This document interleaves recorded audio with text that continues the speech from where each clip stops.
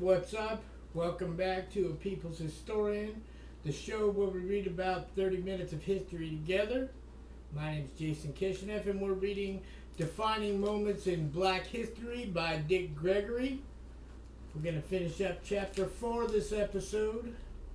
Remember, if you like what you hear, if you enjoy the episode, hit that like and subscribe button, and hit that notification bell so you get notified when I make a new video. Let's dig in. The death of Michael Jackson. Michael died at 2 o'clock in the morning. He was killed by a laser, and nobody has lasers but the government. Now the doctor, the black guy they accuse of killing him, Conrad Murray, you know he did only 2 years of jail time? You kill the most famous human being on the planet and that's all you get? What does that tell you? He wasn't the one who did it. Now let's look at Michael. And I don't know why he says it was done with a laser. I don't have any information on that. Now let's look at Michael. Michael watched James Brown. For 29 years he studied him. No envy, no bitterness, just watching.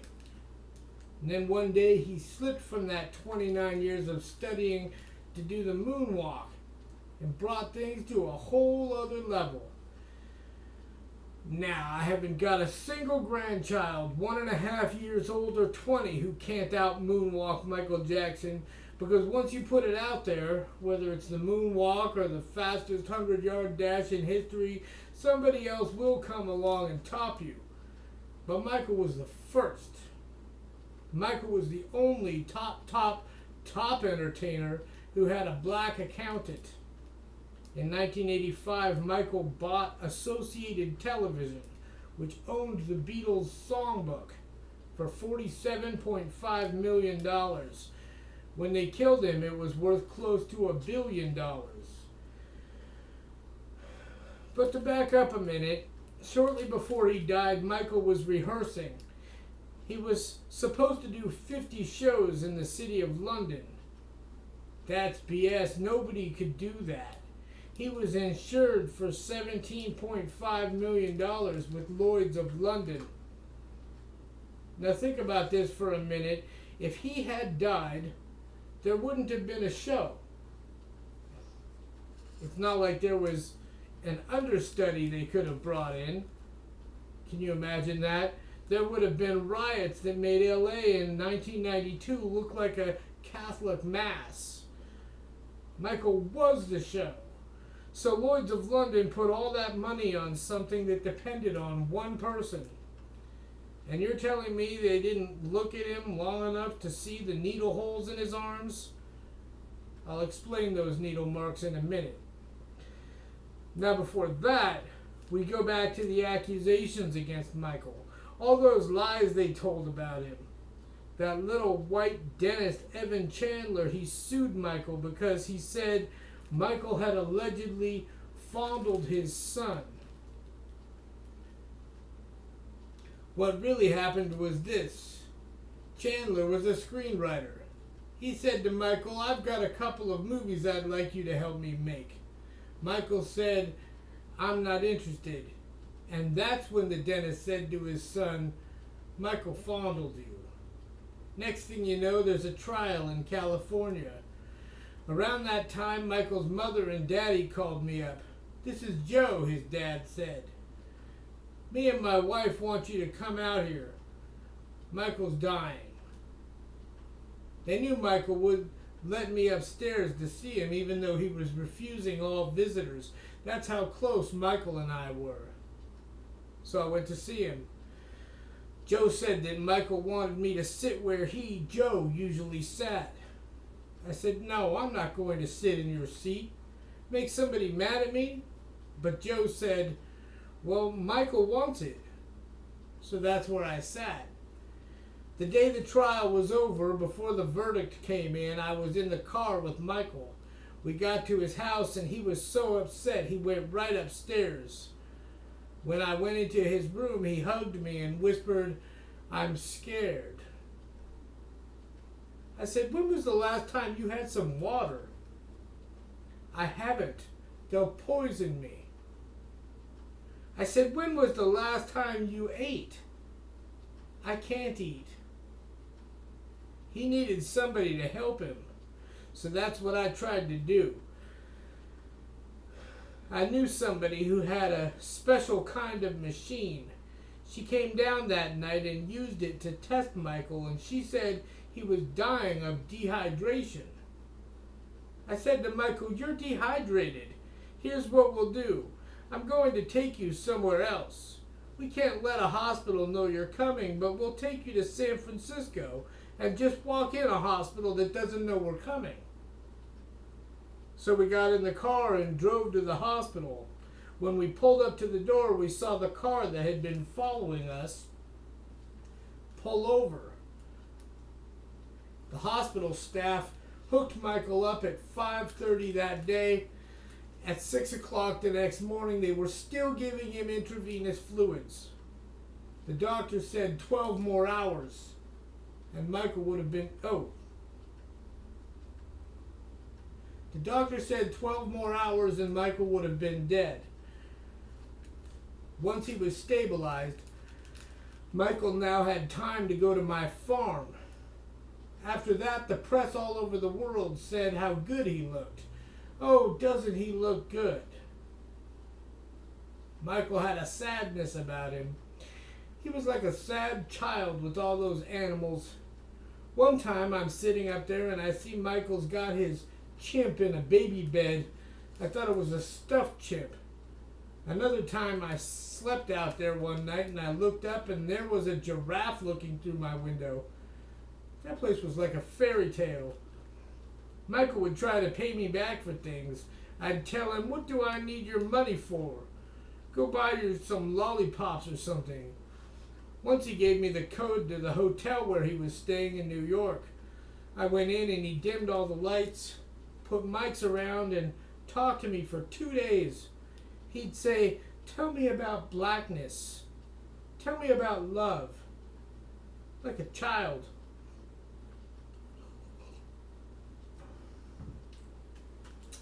Then came the day Michael died. June 25th, 2009. Found dead in his bed. Around noon that day, his doctor called 911. He didn't even know Michael's address. You hear me? Now you can Google that. Michael's own doctor had to go get somebody else to give the medical team the address. When the first responders got there, within 10 minutes, they didn't know Michael was already dead. They thought that whatever had happened to him had just happened.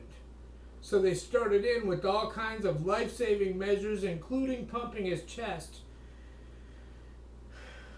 Now the people who had gotten to Michael, this is how clever they were. The first responders had to go back outside and get the drugs that they shot into his arms to try to revive him. They were helping the cover-up without even knowing that's what they were doing. They were injecting him and injecting him because they were trying to save him. That's where the needle marks came from. Now let's go back to Lloyd's of London. For a $17.5 million insurance policy, what kind of exam did they give him that they didn't find those drugs in his body? See how simple it is? $17.5 million. Man, if a wino tries to get a job at the post office, they can track the stuff he's been taking. But that's how the marks got there. Nobody denied they were there. And then Deepak Chopra came out and said, every time Michael Jackson came to my clinic, he wanted me to give him that drug. That's when I suspected Chopra was working for the government. He's claiming he had a personal relationship with Michael, and then he holds a press conference and says Michael was asking him to give him that stuff. Michael's will says he left his money to his mom, not his dad, his 3 children, and somebody else. Check this out. Not one of his 3 children's names was their full birth name. So how could Michael have signed that? Plus, the day he was supposed to have signed the policy in LA, he was in New York City with Al Sharpton. The will read that if anybody Michael had left money to tried to bring a lawsuit over the policy and lost, they would not see any money. So that was when Michael's mom, whom he loved dearly, realized there was something wrong. She went to court. The people behind all this knew they had a winner. The whole thing was a fraud. But when you've got a government coming after you, you have no way to win. The government is the same one that drops bombs and wins wars. It's hard to calculate what the world lost when it lost Michael. He had a magic about him from the time he was a little boy. There's no way in the world a 10-year-old boy ought to be able to sing that well. But he did. And even when he was on stage with his 4 good-looking older brothers, the only person you wanted to watch was Michael. I think for black kids coming up when the Jackson 5 hit it big, it was as if they were Michael. In Jackson 5 songs from the late 1960s and early 70s, ABC, I Want You Back, I'll Be There, and The Love You Save, Michael was singing everything about love that those kids were feeling. It was as if his voice was their voice. Not just black kids either. Black folks alone couldn't have made Michael Jackson the biggest entertainer of all time. Black people, white people, people all over the world adored that brother. Plastic surgery, bleached skin and all. They loved him for the excitement he made them feel. Man, it's hard to find words to describe how big he was as a solo artist, starting in the 1970s and especially in the 1980s, with the albums Off the Wall, Bad, and the granddaddy of them all, Thriller. And dancing, you never saw anybody dance like that. When he did the moonwalk, sliding backward like that, it was like he carried around his own special gravity. Michael was born in 1958 and grew up in Gary, Indiana. He wasn't but 5 or 6 when he started performing with his brothers. Their daddy used to sit there with a belt while they were rehearsing, and the brothers knew what would happen if they didn't do it right. You could say that messed Michael up as a person, and you probably wouldn't be wrong.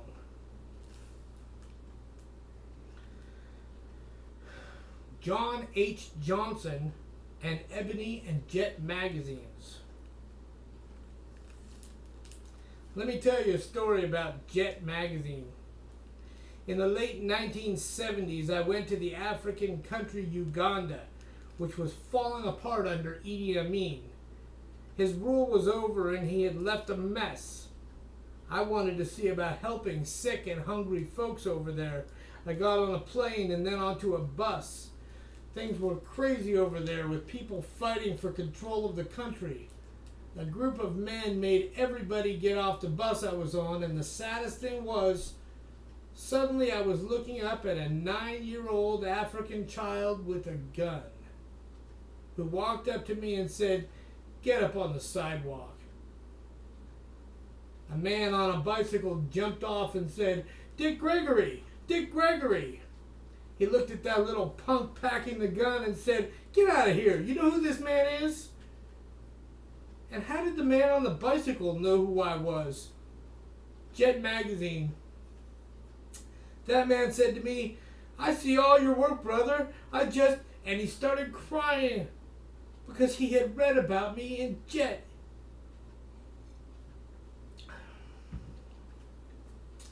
Jet and Ebony magazines exposed black people to the world.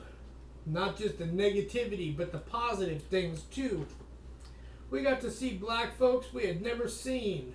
Heard about black folks we had never heard of. Let's say your sister was a judge. How would I know that? Because Jet Magazine put it out there?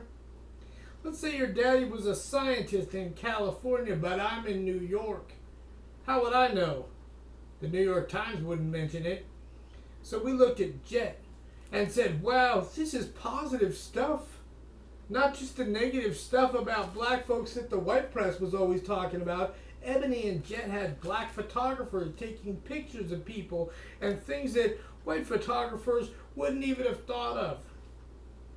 Now the little black girl in Topeka can aspire to be a judge, not just because your sister's a judge, but because the little girl read about her in Jet. She doesn't know your sister, but she doesn't have to. Black folks would frame the covers of Jet and Ebony magazine. And who started all that? John H. Johnson. He started out poor, grandson of slaves, and before he died in 2005, he was the first African American to make Forbes magazine's list of the 400 wealthiest Americans because he had a vision. He was born in 1918 in Arkansas. Where he grew up, the schools were segregated and the town didn't even have a high school for blacks. How do you like that? They'd rather he didn't go to school at all than go to school with white folks. Instead of just dropping out, though, Johnson repeated the 8th grade. That's how much he wanted an education.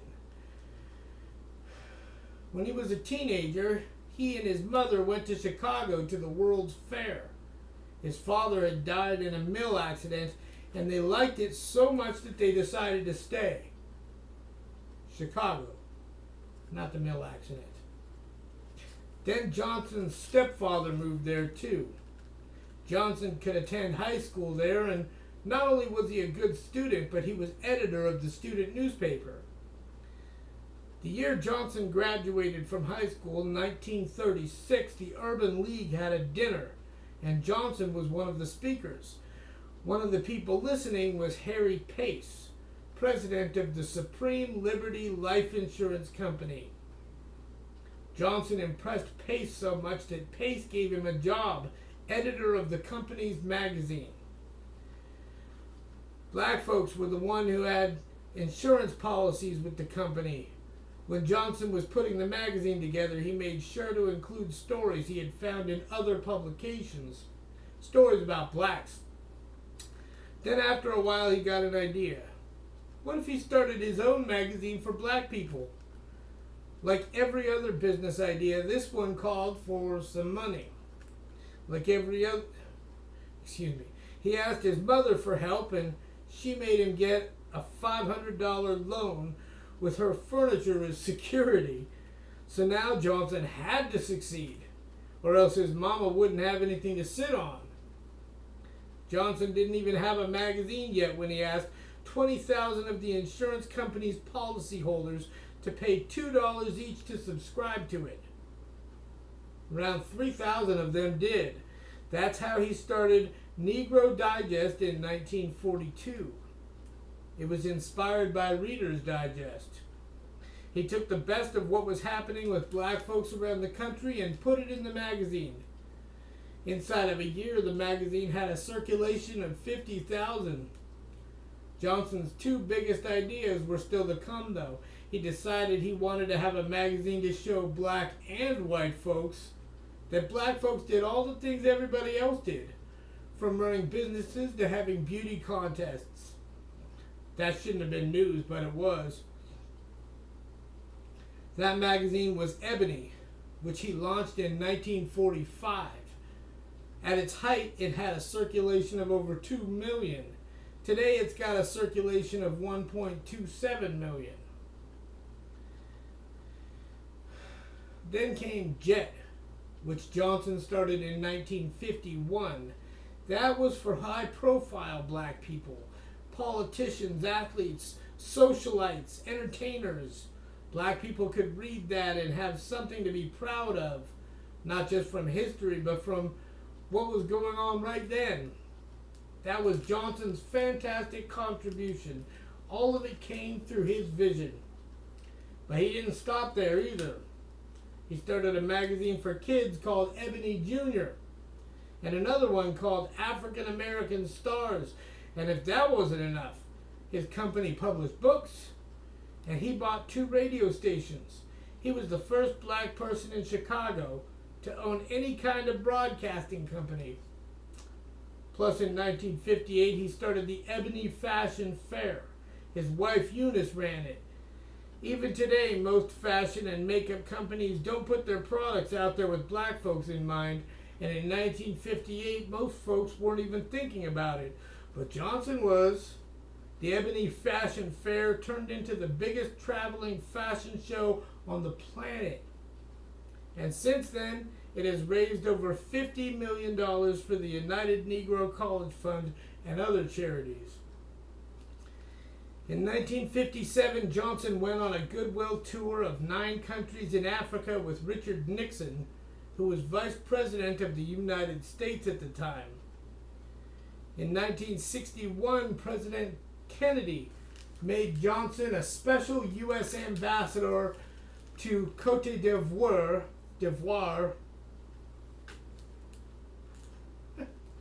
after it became independent, the Ivory Coast. In 1995, Bill Clinton gave him the Presidential Medal of Freedom. He got the Spingarn Medal from the NAACP in 1966. Not bad for a boy growing up with no access to high school.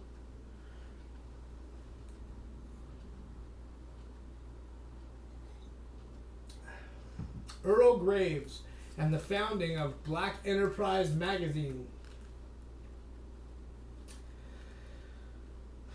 Black Enterprise magazine was started in 1970, and today it has almost 4 million readers. In 1973, the magazine started publishing an annual list of the top 100 black-owned companies in America, which was the only way you'd have known there were 100 black-owned companies in America, because if you'd waited for the New York Times or the USA Today to tell you, you'd have been waiting till the cows come home. Earl G. Graves started Black Enterprise. Graves was born in 1935 and grew up in Brooklyn, but his grandparents came from Barbados. When black folks grow up outside the United States and don't have that slave mentality, they know they can do something. And Earl's grandparents passed that notion down to him. From early on, he thought like an entrepreneur. An entrepreneur says, find a need and fill it. And that's what Graves did. When he was 6 years old, that little man was going out selling Christmas cards. He probably would have made his fortune right then, except his daddy would let him sell only to folks who lived on the block. Earl Graves' folks believed in education, and Earl himself could see how important it was because his daddy couldn't get a white-collar job since he had only a high school education. So Earl went to college, and he was a businessman there too. At Morgan State University in Baltimore, he realized that everybody and his brother wanted flowers for homecoming week. So he made a deal with 2 florists and sold flowers all over campus. Today, Morgan State has a business school named after him. After he graduated, he went back to Brooklyn and started selling real estate and doing work with the church.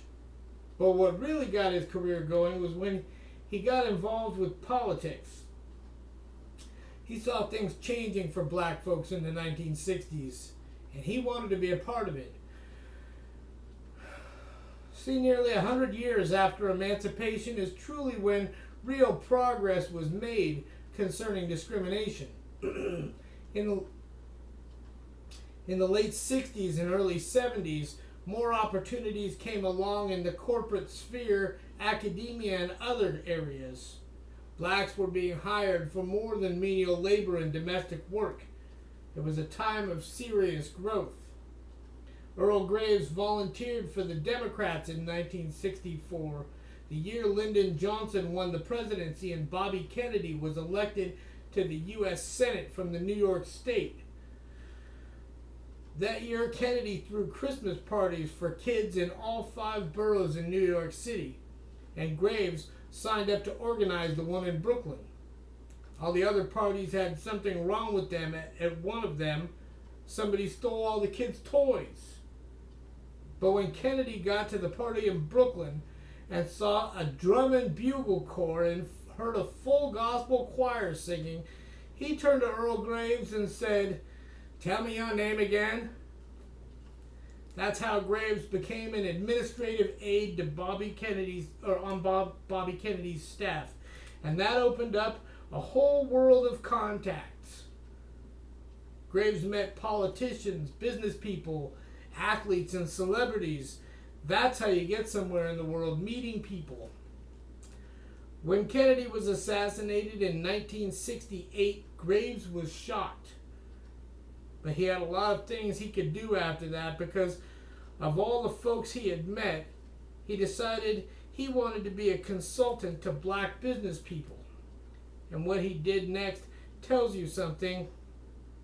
He went to Barbados, where his grandparents were from, and saw how black folks did business there. How black folks operated when they didn't have white folks and their own slave mentality getting in the way. And he brought that back here. At first he was going to start a newsletter to go along with his consulting business, but a friend of his told him he needed to think bigger. That's how he started Black Enterprise magazine. Graves worked like a dog to attract subscribers and advertisers to the magazine, and it worked. In its first year, the magazine sold $900,000 worth of ads, and it started turning a profit with its 10th issue. Its journalists would write about black businesses that the Wall Street Journal, Fortune, and Business Week ignored. If you want to do business well, folks have to know that your business exists. The founding of Essence magazine. Let's say I'm a black woman. Now there's one sentence that I never in my whole life thought I would ever say. Let's say I'm a black woman and my son is living with me and talking all kinds of crazy stuff because he's on drugs. So I want to see another side of black life that I can't see in my own house. That's what magazines like Ebony, Jet, and Black Enterprise are good for. And the same goes for the beauty magazine for black women, Essence.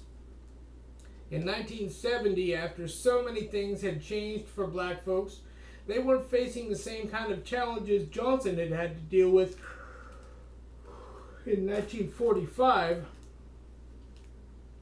The magazine's first editor was Marcia Ann Gillespie, who held the job for 10 years. I must be getting tired.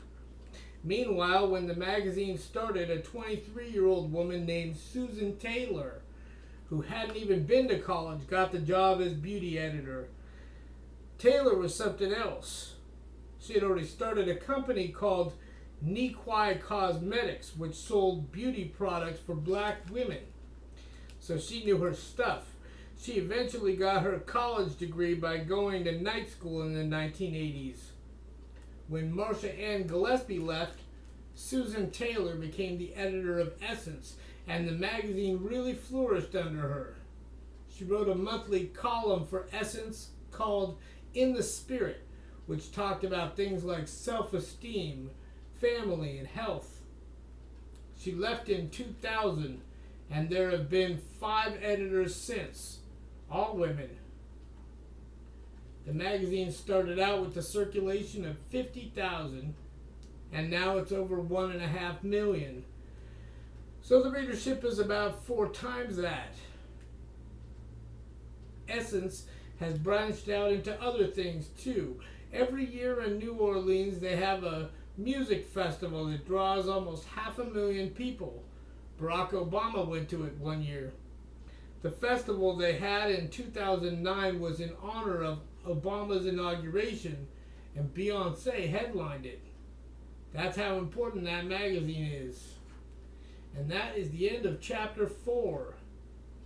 Thanks for joining me. Hit that like and subscribe button. Hit that notification bell. And we'll see you next time.